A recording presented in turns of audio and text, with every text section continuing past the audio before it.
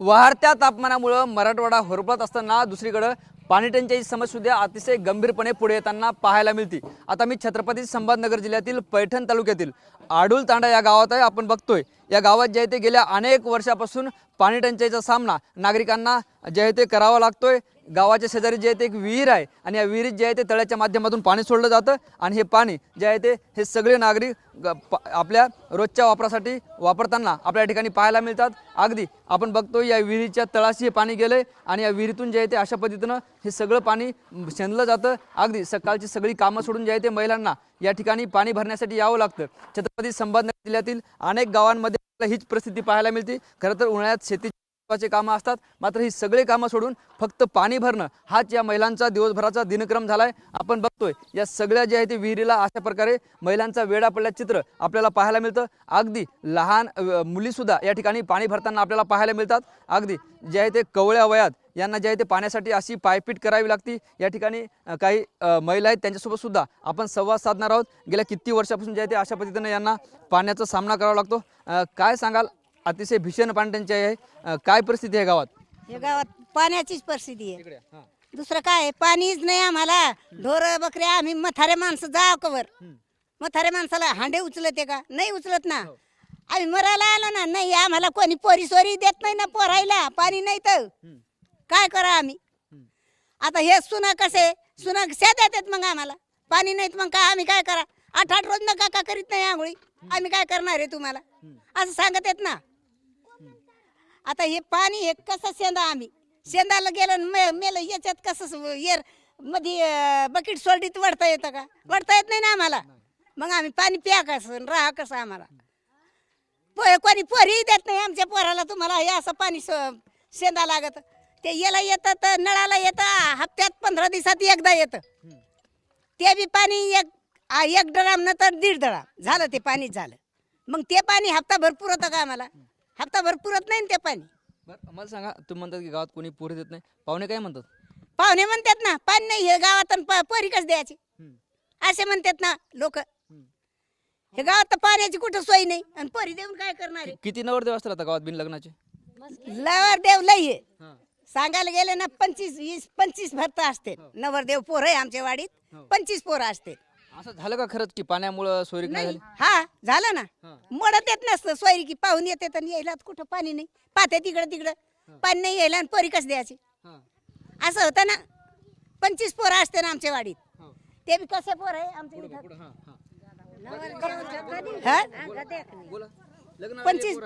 25 वर्षाचे 30 वर्षाचे पोर आहे आमच्या वाडीत, ते बी तुम्हाला दाखीन आम्ही। बरं मला सांगा, किती वर्षापासून असं सगळं सुरू आहे? मा लग्न झालं, आता माझे लग्न झाले, नातरुंड पोतरुंड झाले, तर हे पाण्याची सोय नाही। पहिलं काय होतं, माझ्या लग्नाच्या वेळेस इथे एक हे होतं, हे पाणी चालत होतं पहिल्यानं, आता चालत का? आता कुठं पाणी नाही। पहिलं असं थापून थापून पाणी न्यावं लागत होतं जिऱ्यावानी करून, आणि तेव्हा मग ते झाल्यावर हे झालं। मग हे झालं तर आता हे कसं न्या? लय अवघड आहे ना। आता माझ्या लग्नाला वर्ष किती झाले असते, मग तेव्हापासून जर हे पाण्याची आम्हाला ताडगण आहे, मग कसं कव्हर काय करायचं? निश्चितच आपण बघतोय या गावात जे आहे ते अतिशय गंभीर पाण्याची परिस्थिती निर्माण झाली आहे। अगदी यांनी सांगितल्याप्रमाणे गावातल्या मुलाचे लग्न सुद्धा होत नाहीत। काय सांगाल? खरं तर आता शेतीचे काम असतात, घरचे काम असतात, अशा काळात जे आहे ते सकाळपासून पाणी भरावं लागतं। आता सकाळपासून पाणी भरावं लागतं सर। आता एकांबारी अर्जंट काम आलं आमचं, तर कामाला गेलं, मग हे लहान लहान पोरी दिवसभर पाणी भरता एक हांड्यानी एखादी, म्हणजे भरता आणि आम्हाला असं फिकीर पडतं का आपण आता चाललं आपल्या कामाला, पाणी नाही आहे, आता पोरी पाणी भरणार आहे। आता पाणी भरता एखादी मध्ये समज अचानक पडली तर त्यांना कोण पाहणार आहे? पण आम्ही आता पाणी नसून ते तर पोरींना ऐकत नाही, पोरी म्हणते पाणी नाही। आता मम्मी आल्यावर बोलन आपल्याला पाणी नाही, मग पोरी येते पाणी शेणते, पाणी शेणताना असे 1-2 पोरी बी असे झालेले। हा 1-2 पोरीमध्ये पडले होते, त्याच्यानंतर एक म्हातारी पण पडली होती।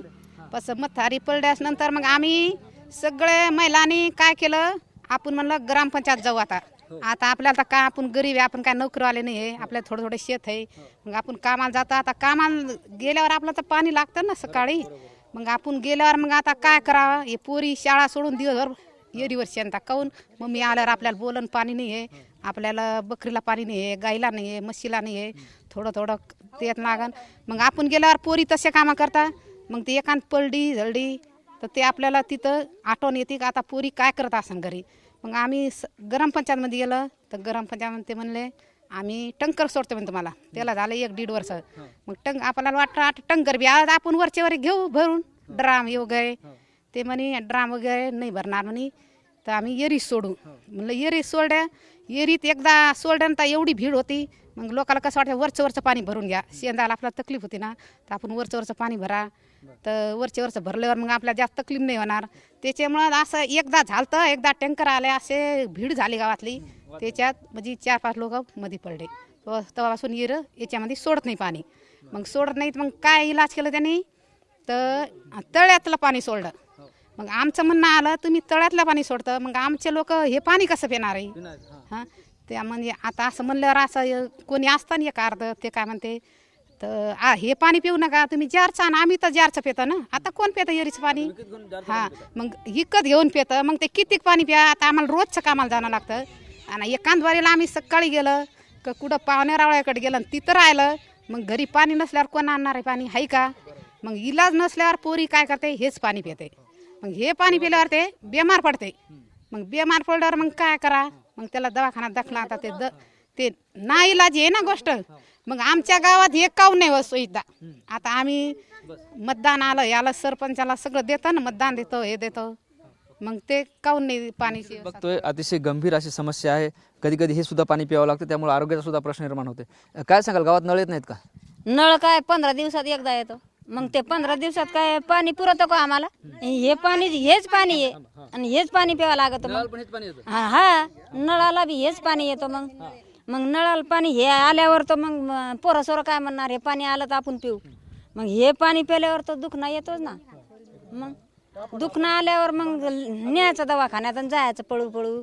आणि मग ते कसं काय पेणार आहे कसं काय करणार. मग ते आता हे सरकार आम्हाला काहून नाही व्यवस्था करतं मग हे पाण्याची करायला पाहिजे ना. मग सरकार मतदान घ्यायला इथं येते मग पाण्याची काहून नाही सोय करत आमचे. हां तेव्हा म्हणते मग तुम्ही मतदान टाका तुमची सोय करतो तुम्हाला हे असं करते तुम्हाला सगळं संडास बाथरूम सगळं करून देतो. मग काहून नाही करत सरकार. मग आमचे कोण मतदान टाकते मग सगळं करते. मग एवढं काम काहून नाही करत ते.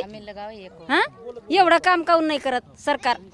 मग हे काम करायला पाहिजे ना. निश्चितच आपण बघतोय अतिशय अशा व्यथित होऊन यांनी सगळ्या भावना व्यक्त केल्यात. सरकार मतदान घेतं मात्र आमची पाण्याची व्यवस्था का करत नाही. आपण बघतोय ही चिमुकली जी आहे ते अशा पद्धतीनं कसरत करताना या ठिकाणी पाहायला मिळते. खरं तर हिचं हसण्या बागडण्याचं वय आहे मात्र असं असलं तरी पाणी भरावं लागतं हे यांच्या नशिबी आलं. खरं तरी थांबून बोलावं कसं हा प्रश्न जरी असला तरी याच्या व्यथा मांडल्या पाहिजे. बाई शाळा जाते काय शाळा जाते का. हो काय नाव आहे तुझं. चांदणी हे किती वजन घेऊन जाते पाण्याचं. भरावं लागतं पाणी. हां भरावं लागतं. शाळा सुट्टी लागली. पण शाळा असल्यावर कसं करते म्हणजे सगळं जमते का एवढं. हो निश्चितच आपण बघतोय ही सगळी परिस्थिती जी आहे ती या लेकरांवर ओढवल्याचं चित्र या ठिकाणी आपल्याला पाहायला मिळतं. छत्रपती संभाजीनगर जिल्ह्यातील आडूल तांडा परिसरातील ही पाणी टंचाईची गंभीर परिस्थिती आपण पाहतोय. विशेष म्हणजे हेच पाणी जे आहे ते नागरिकांना प्यावं लागतं त्यामुळे सुद्धा आरोग्याचा प्रश्न निर्माण होतोय. आणि दुसरी गंभीर बाब म्हणजे त्या आजीनं सांगितल्याप्रमाणे गावात पाणी टंचाई असल्यामुळं 20 ते 25 मुलाचे लग्न होत नाहीत असा धक्कादायक खुलासा सुद्धा त्यांनी केला आहे. आणि यावर जे आहेत आता प्रशासन काय उपाय करणार का हेही पाहणं महत्त्वाचं ठरणार आहे. आपण बघतो ही कोवळे जीव जे आहेत ते अशा पद्धतीने या ठिकाणी पाणी भरताना पाहायला मिळतात. खरं तर त्यांना शाळेत जाण्याचं वय आहे त्यांना आता जे शिक्षणाचं वय आहे हसण्या बागडण्याचं वय आहे मात्र त्यांच्यावर असा पाणी टंचाईचा सामना त्यांना या ठिकाणी करावा लागतोय. आणि यावर आता प्रशासन काय तोडगा काढतं हेही पाहणं महत्त्वाचं ठरणार आहे. कॅमेरा पर्सन अमित आडेसह ज्ञानेश्वर लोंढे TV9 मराठी आडूल तांडा छत्रपती संभाजीनगर.